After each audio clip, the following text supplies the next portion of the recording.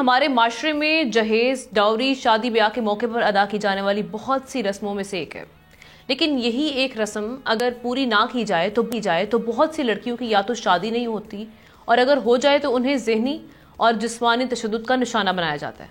پاکستان جنوبی ایشیائی ممالک میں سر فہرست ہے جہاں جہیز نہ لانے کی وجہ سے قتل ہو جانے والی خواتین کی شرح بہت زیادہ ہے اس وقت۔ جہیز لینے اور دینے والے اب ہو جائیں خبردار، کیونکہ قومی اسمبلی میں جہیز کی ممانعت کا بل پیش کر دیا گیا ہے۔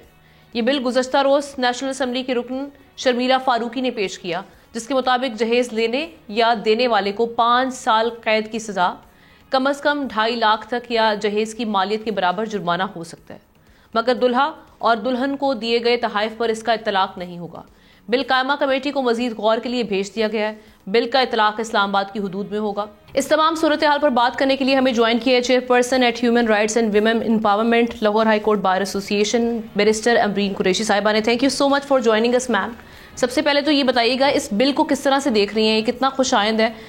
لیکن ابھی یہ کہا جا رہا ہے کہ بڑا انیشلی ہوگا، اب اس کا ڈرافٹ ہے جو کہ اسٹینڈنگ کمیٹی کے سامنے پیش کیا گیا ہے، تو آپ کتنی پر امید ہے کہ یہ پاس ہو جائے گا؟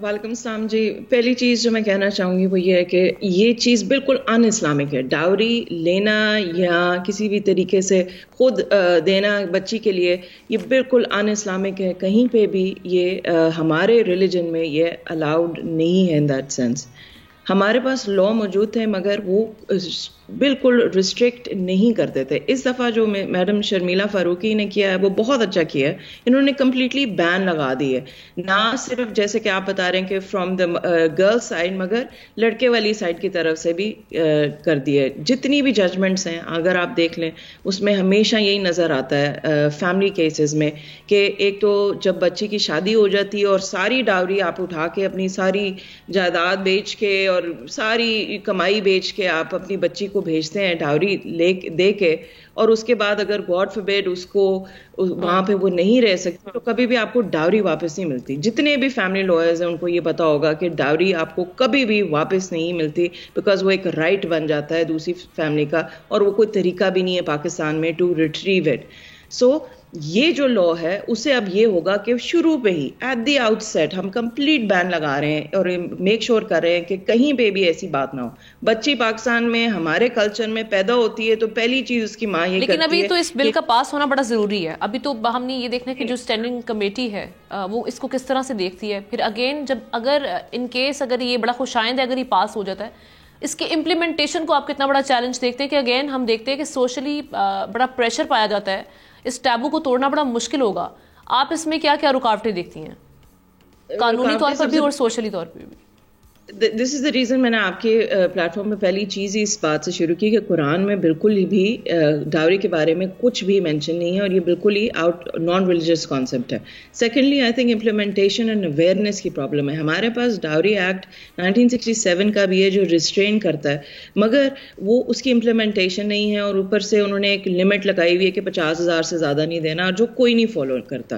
امپلیمنٹیشن کے لیے ہمیں 2 امپورٹنٹ ڈپارٹمنٹس ہیں، آپ کا پولیس اور آپ کا جوڈیشری ہے، جو ججز ہیں۔ جب ان کے پاس ایسے کیسز آتے ہیں وہ انسٹنٹ جو ہے اس پہ ڈائریکشنز ایشو کر سکتے ہیں۔ آپ کے پاس سپریم کورٹ کی بھی بڑی ڈیسیجنز ہیں جس میں انہوں نے گائیڈ لائنز دی ہوئی ہیں۔